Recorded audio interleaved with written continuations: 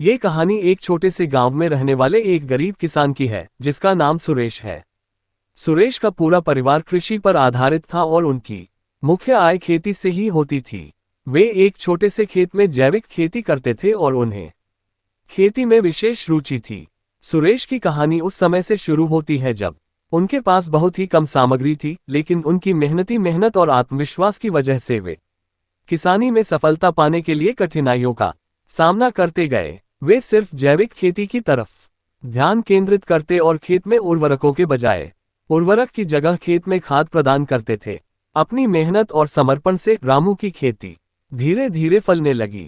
उनकी पैदावार बढ़ती गई और उनकी मुनाफा कमाने की क्षमता में भी वृद्धि हुई। वे अपनी उत्पादों को स्थानीय बाजार में बेचते और इससे उनकी आर्थिक स्थिति में सुधार होने लगा।